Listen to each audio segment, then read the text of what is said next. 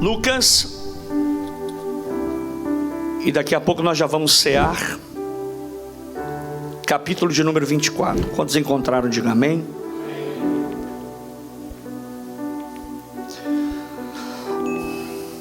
A partir do verso 13, eu queria ler o capítulo todo, mas eu vou ler a partir do verso 13. Lucas 24, obrigado. E eis que no mesmo dia, quando? Iam dois deles para uma aldeia que distava de Jerusalém 60 estádios, cujo nome da aldeia era Emaús. E iam falando entre si de tudo aquilo que havia sucedido. E aconteceu que, indo eles falando entre si e fazendo perguntas um ao outro, o mesmo Jesus se aproximou e ia com eles, mas os olhos deles estavam como que fechados, para que o não conhecesse. E ele lhes disse: que palavras são essas que, caminhando, trocais entre vós, e por que estáis tristes? Aqueles homens caminhavam, iam pelo caminho, estavam entristecidos. E Jesus, vendo eles, perguntaram: por que vocês estão tristes? E respondendo um, cujo nome era Cleopas, disse-lhe: és tu só peregrino em Jerusalém, e não sabe as coisas que nela têm sucedido nesses dias? E ele lhes perguntou: quais? E eles lhe disseram: as que dizem respeito a Jesus, o Nazareno, que foi um profeta poderoso em obras e palavras diante de Deus e de todo o povo. E como os principais dos sacerdotes e os nossos profetas entregaram a condenação de morte, e o crucificaram. E nós esperávamos que fosse ele que remisse Israel, mas agora, com tudo isso, é já hoje o terceiro dia desde que essas coisas aconteceram. É verdade que também algumas mulheres dentre nós nos maravilhavam, as quais de madrugada foram ao sepulcro, e não achando o seu corpo, voltaram dizendo que também tinham visto uma visão de anjos, que dizem que ele vive. E alguns dos que estavam conosco foram ao sepulcro, e acharam ser assim como as mulheres haviam dito, porém não ouviram. E ele lhes disse: ó nécios e tardos de coração, para crer tudo o que os profetas disseram. Porventura não convinha que o Cristo padecesse essas coisas e entrasse na sua glória? E começando por nós, e começando por Moisés e por todos os profetas, explicava-lhes o que dele se achava em todas as escrituras. E chegaram à aldeia para onde iam, e ele fez como que ia para mais longe, e eles o constrangeram dizendo: fica conosco, porque já é tarde e já declina o dia. E entrou para ficar com eles. E aconteceu que, estando com eles à mesa, tomando o pão, o abençoou e o partiu e lhe deu. Abriram-se então os olhos e o conheceram, e ele desapareceu-lhes. E disseram um para o outro: porventura Não ardia em nós o nosso coração, quando pelo caminho nos falava e quando nos abria as Escrituras? E na mesma hora, levantando-se, voltaram para Jerusalém. Vou repetir. E na mesma hora, levantando-se, voltaram para Jerusalém e acharam congregados os 11 e os que estavam com eles, os quais diziam: ressuscitou verdadeiramente o Senhor e já apareceu a Simão, o Pedro. E eles lhe contaram o que lhe acontecera no caminho e como deles foi conhecido no partir do pão. Aleluia. Que passagem linda, gente. Tome seu assento.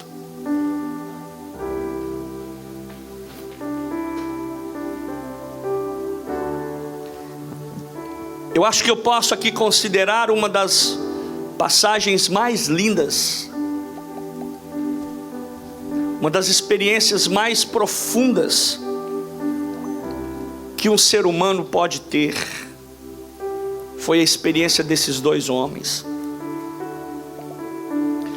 Porque muitas vezes nós estamos tão próximos do caminho certo, mas não estamos no caminho correto.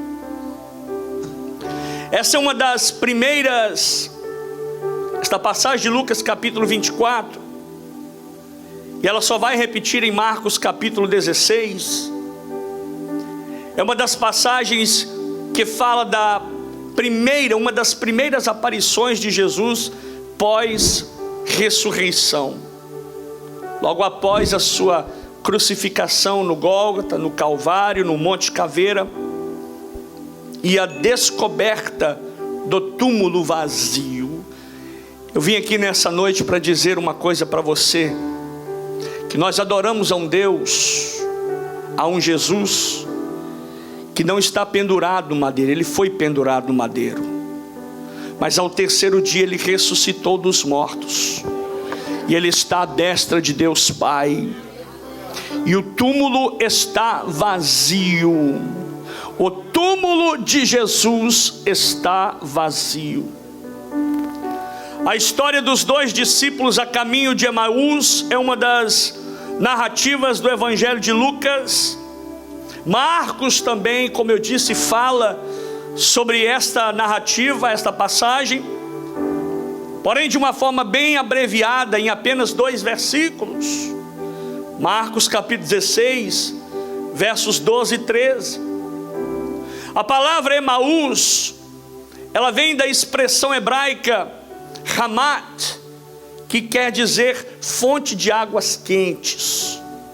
E era Emaús ou Hamat um povoado que ficava a uns 10 quilômetros de Jerusalém, de onde aqueles homens estavam vindo. O contexto da história, todos nós sabemos. Jesus havia sido crucificado na sexta-feira, e já havia se passado 3 dias após a sua morte. Ele então ressuscita e se encontra com aqueles 2 homens que estavam conversando enquanto caminhavam. Eles estavam indo em direção à sua cidade natal, a Emaús.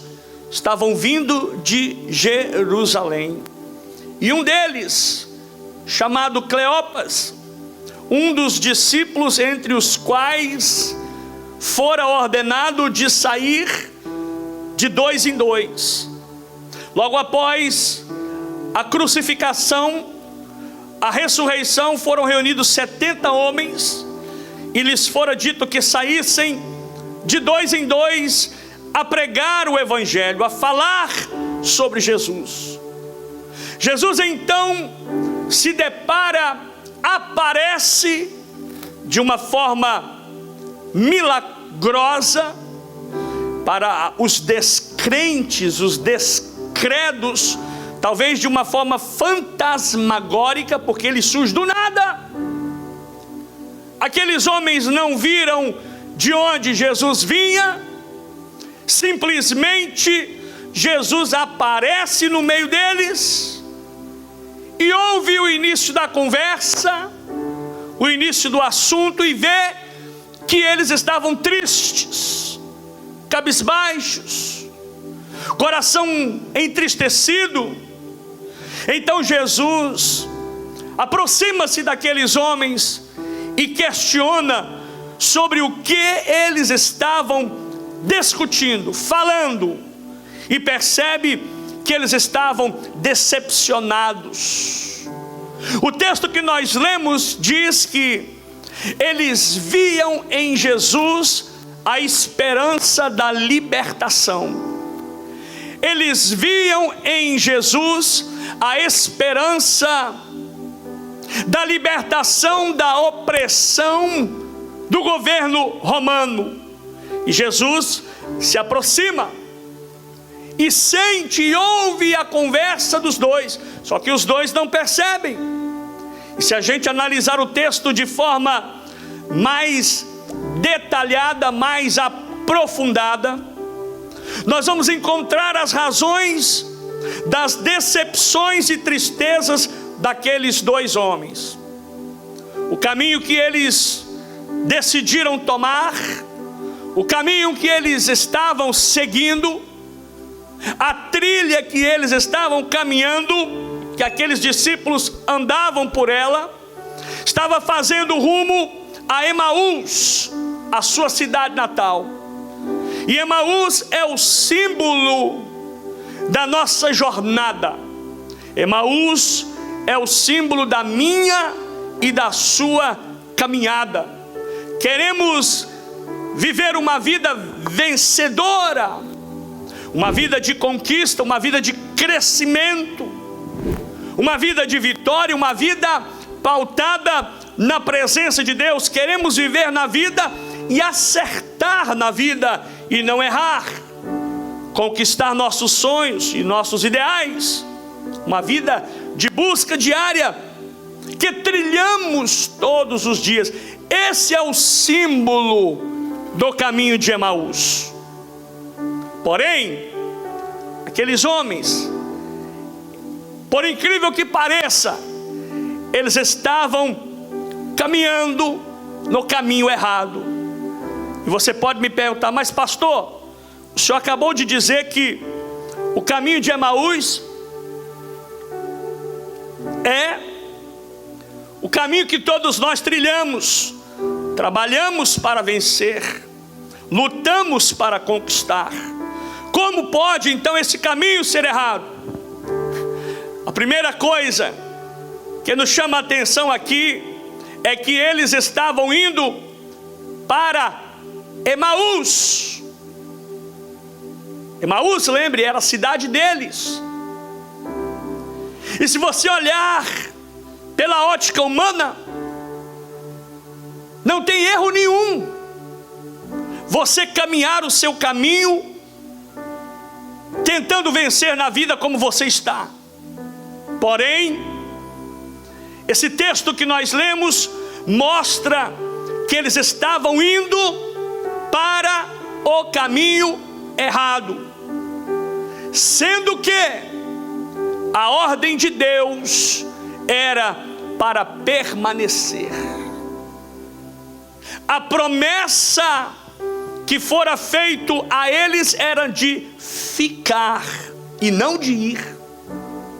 E agora, após o acontecimento que havia acontecido em questão de horas, talvez, eles decidiram voltar para casa.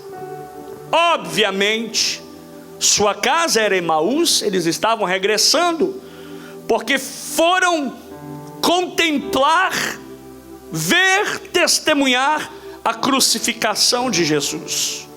Só que esses homens, entenda-me bem, e aí que mora a questão da coisa.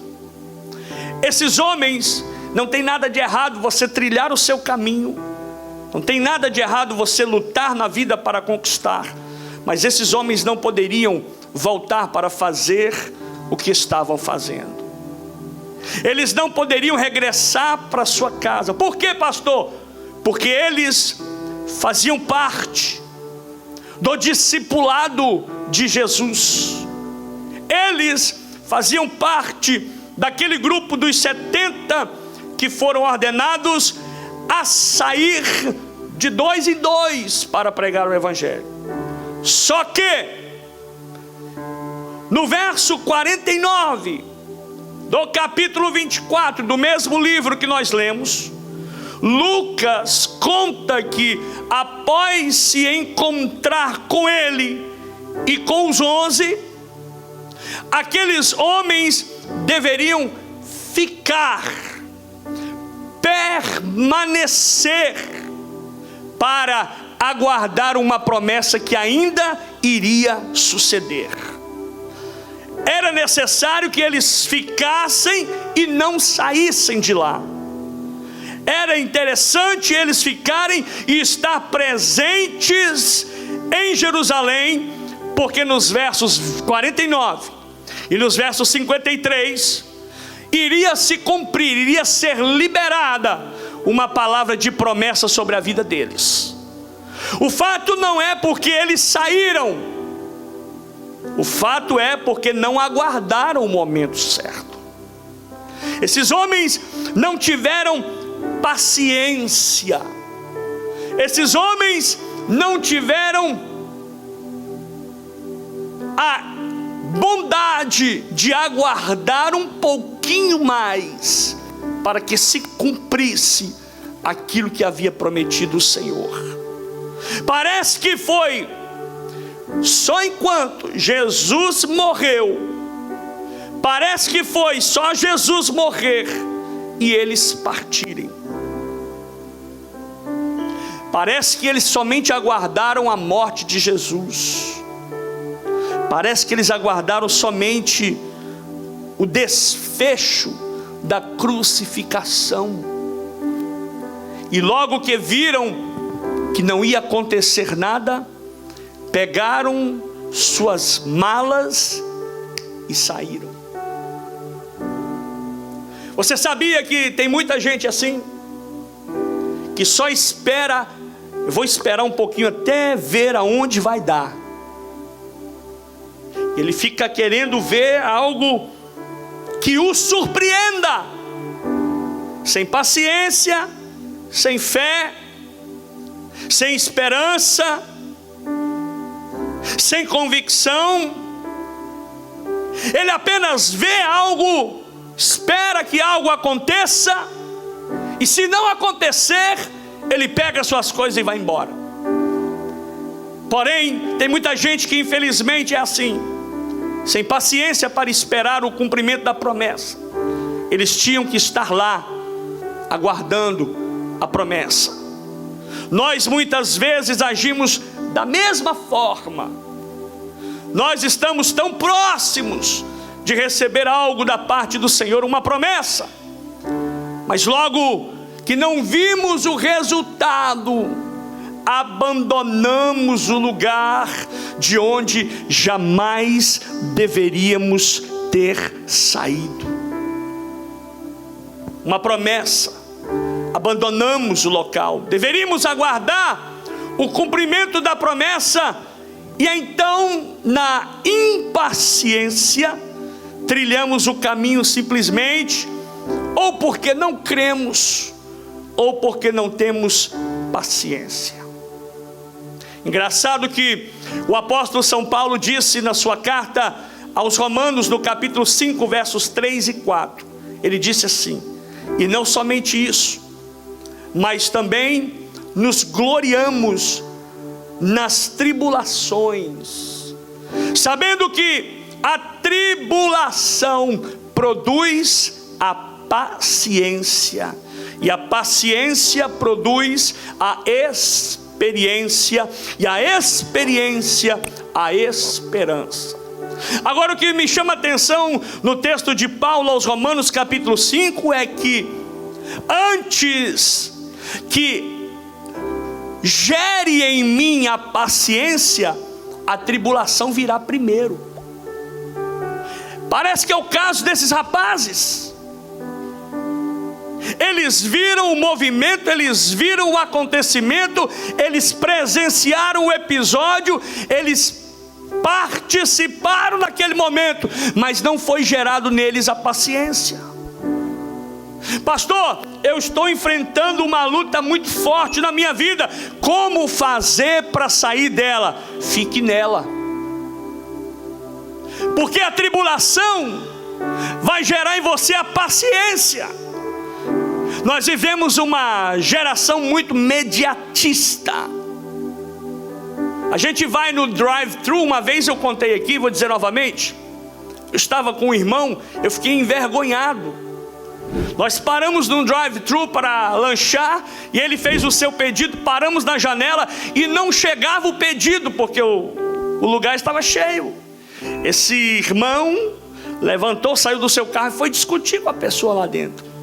Por quê? Porque não tem paciência. Agora lembre-se de uma coisa: quando você estiver passando por uma tribulação, quando você estiver passando por uma prova, quando você estiver passando por uma luta, uma dificuldade, é Deus gerando em você a paciência para esperar a bênção de Deus na sua vida.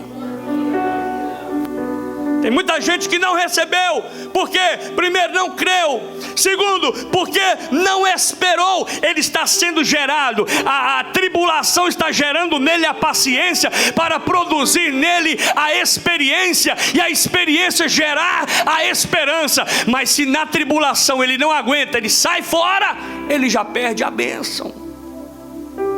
Por isso que essa conta não fecha.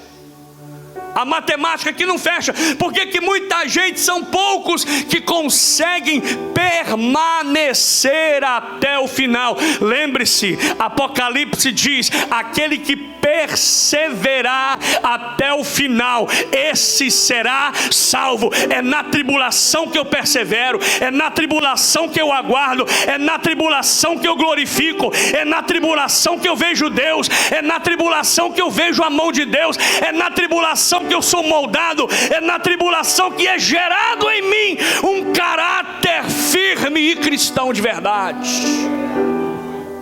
Pastor, por que tem muito cristão que dá mau testemunho?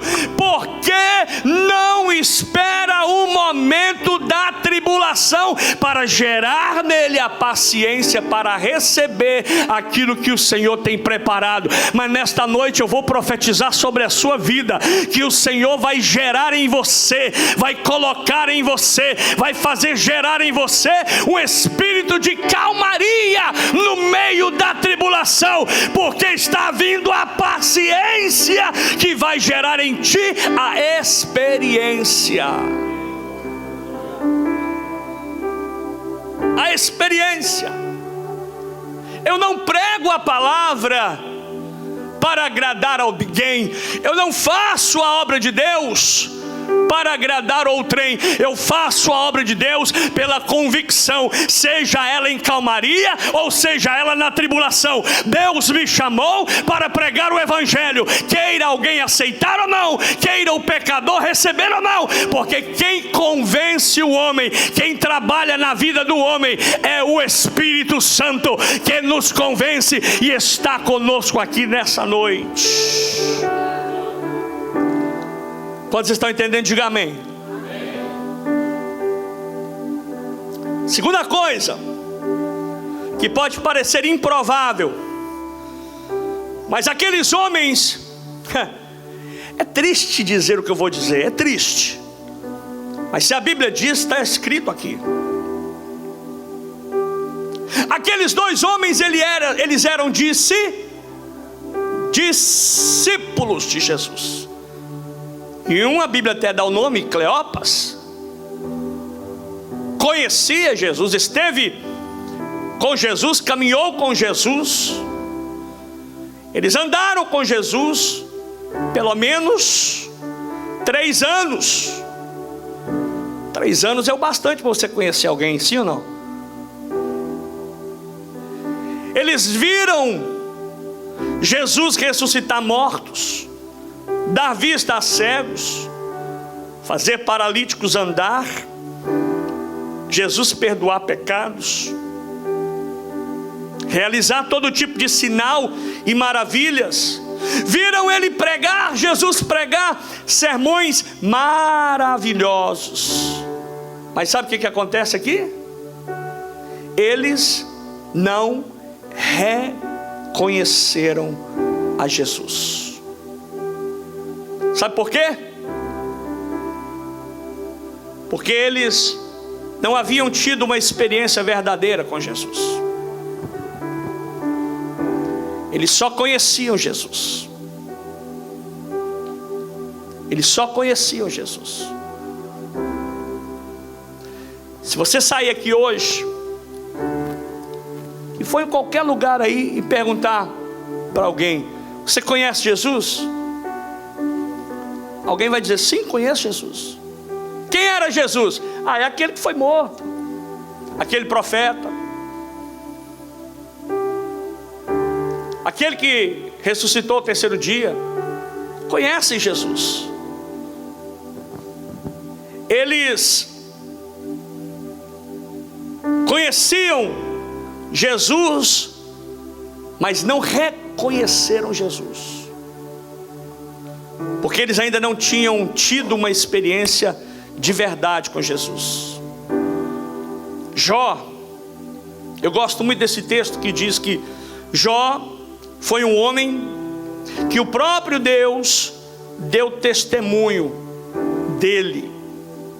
Você já imaginou isso? Deus dar o testemunho de você?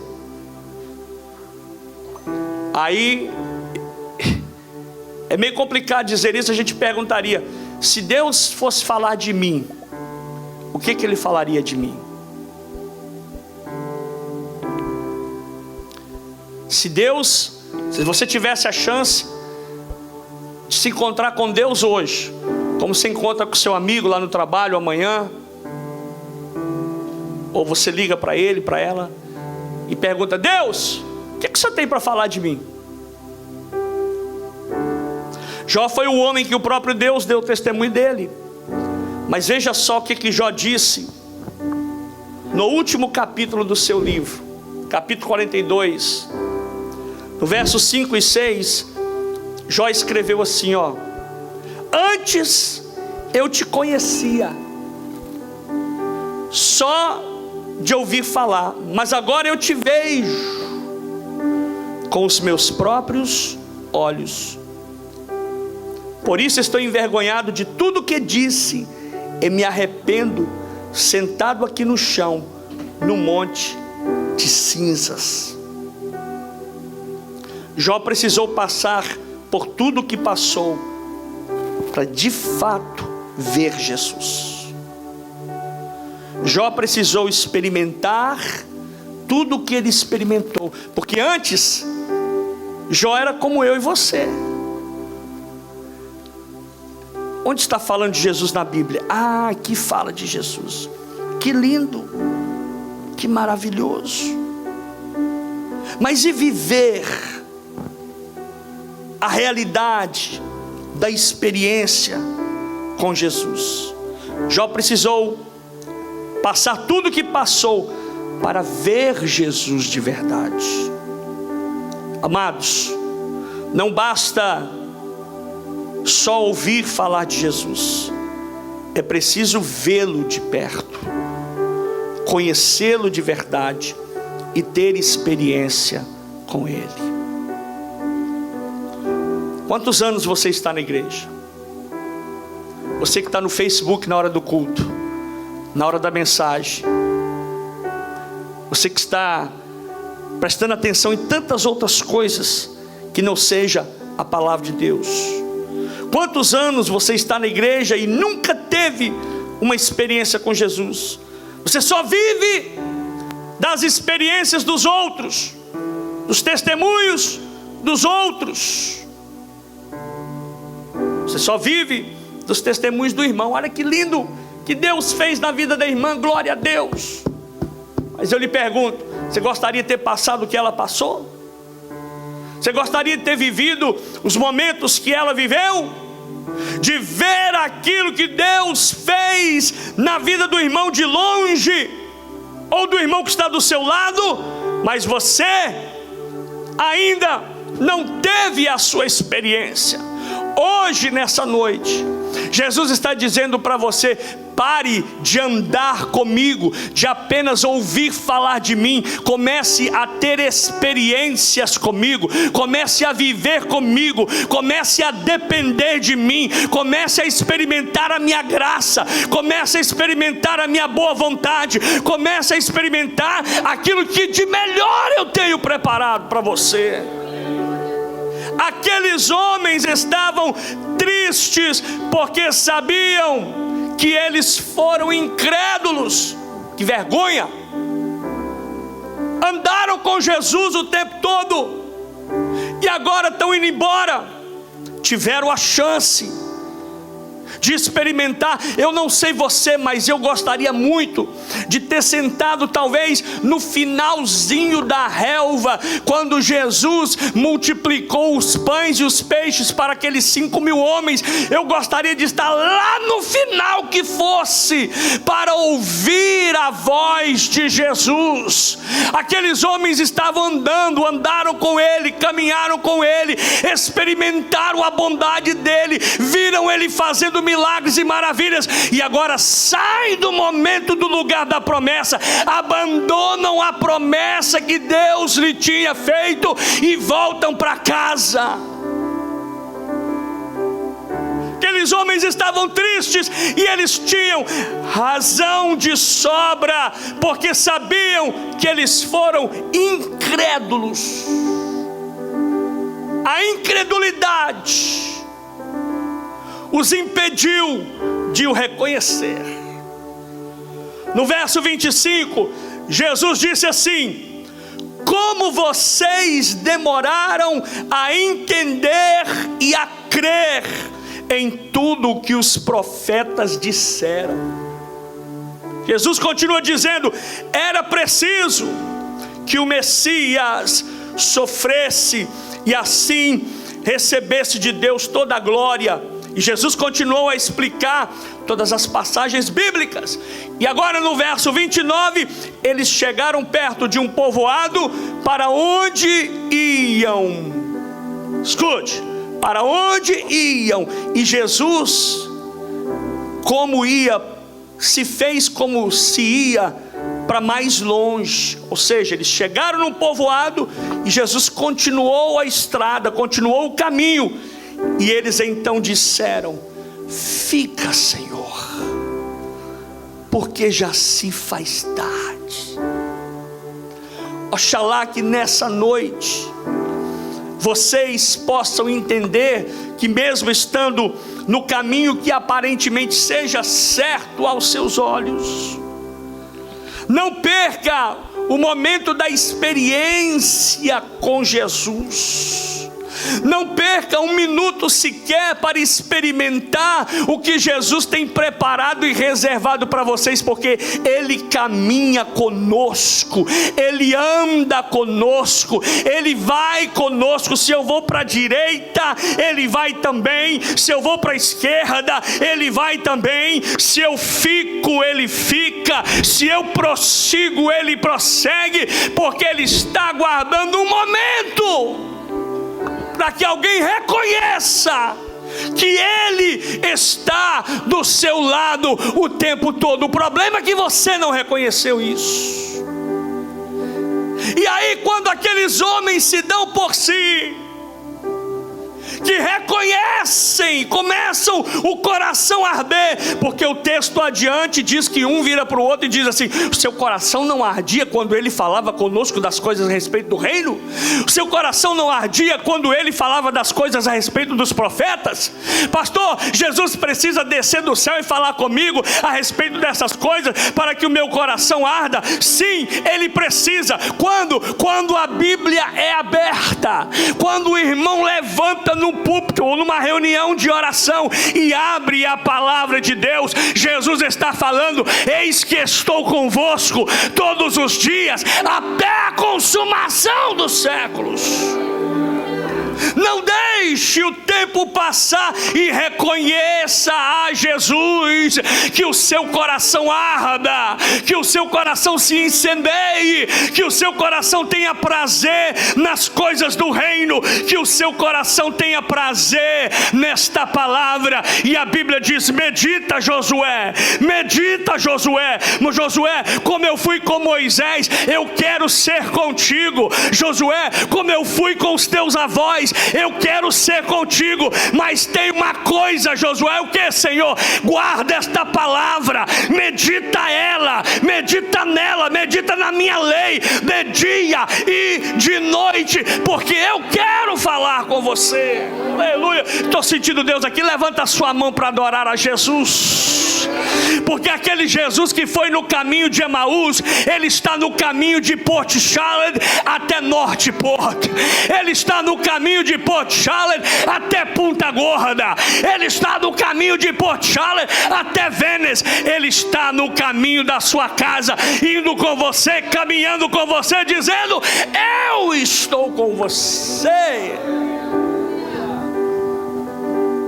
No verso 29, eles chegaram perto do povoado para onde iam.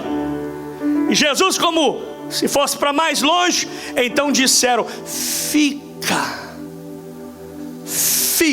Senhor, porque já se faz tarde.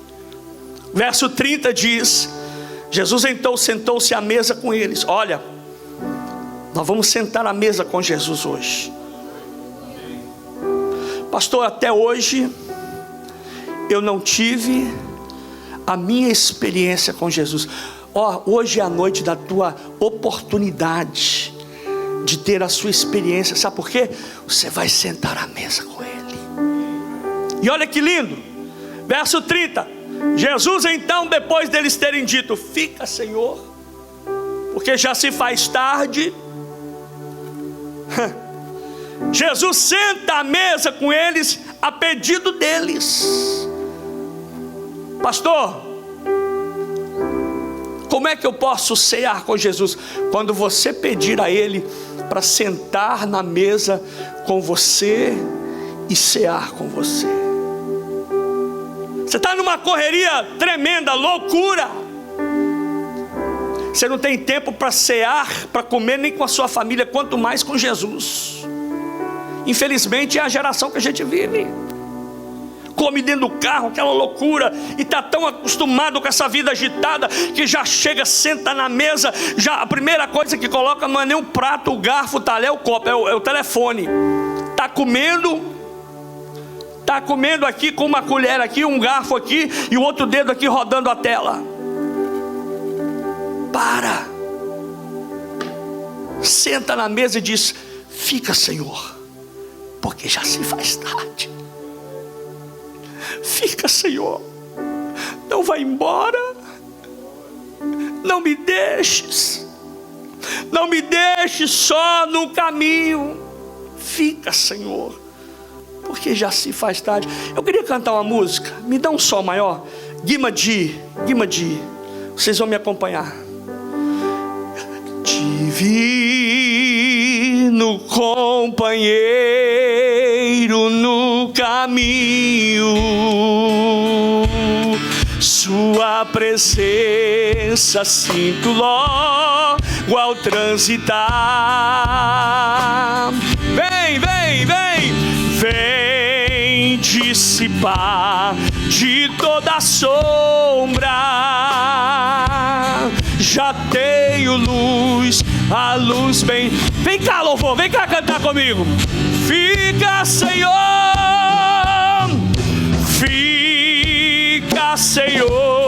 já se faz tarde. Tens meu coração para pousar. Faz em mim morada, diga.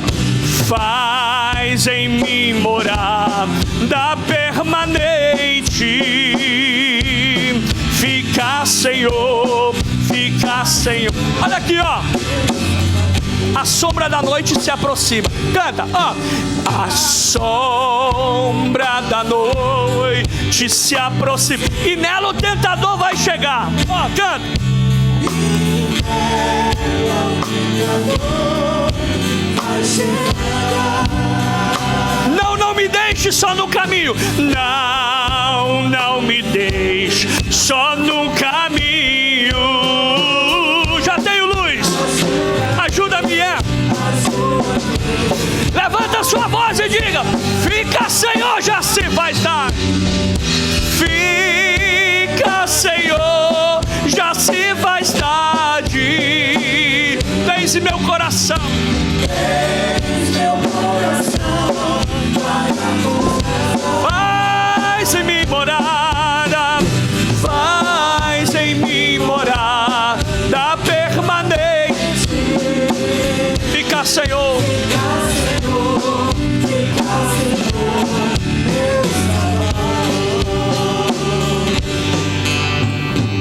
Fica, Senhor, que já se faz tarde.